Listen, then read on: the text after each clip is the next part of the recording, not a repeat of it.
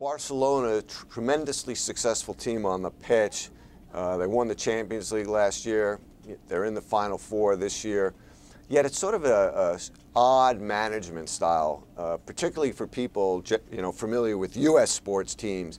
What's behind the management of Barca? Right. It's such a different way of managing things from what we have here, and clearly it's not driven by a pure business model, profit maximizing sort of concept. Rather, over there, the club is run for its members, the socios, and they are democratically elect the board and top management. So you have to balance this money-making machine that is the club with what the people that actually quote-unquote own the club, with what they want.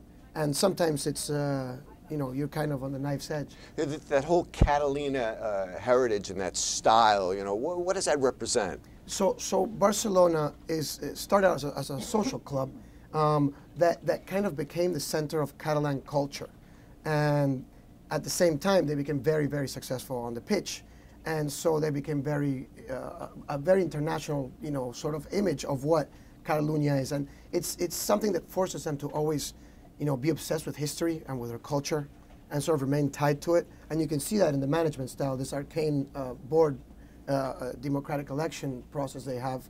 And then it also happens, we've seen a lot of interesting things about it when we were researching the story, where, for example, the people were resisting selling the sponsorship rights to the jerseys purely because it was supposed to be sort of a sacred figure of the club. Same thing with the naming rights of the stadium. And so this kind of puts the question of how do we maximize our returns, make a lot of money, continue to attract top talent, while at the same time trying to remain stuck with this or tied to this culture and heritage that is so important for them. And we've seen some changes. The team has paid down some debt. Their profits have increased. Do you think that given their ability to monetize really the brand more, it's one of the more popular global brands of all soccer teams, that the finances and the profits of Barcelona could even be more prosperous in the years ahead? I think if they keep on winning, because at the end of the day, one thing we found out on this list is that it is on-field success that helps determine a lot how much you're getting paid out from TV rights and stuff like that.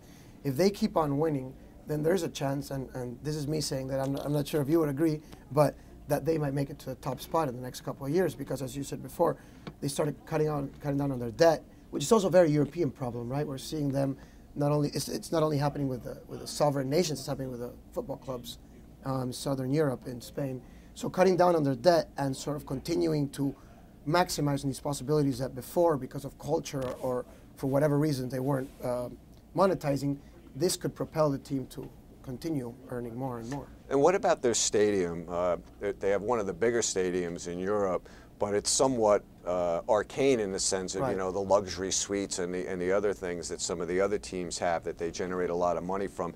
How might Barcelona's heritage impact their ability to move forward with the new stadium? Right. So their stadium seats like 99,000 people approximately, and it's massive. And it's called Camp Nou, which means new camp in Catalan. But the thing is, it was built about like 60 years ago, and so it wasn't designed like a modern stadium where the idea is to keep people flowing around, people buying food, and you have the executive suites that you're selling to different companies and stuff like that.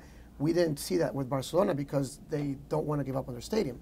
You have these fans that have been sitting in the same place for the last 30 years, pretty much believing they own that place because they've been paying their fees.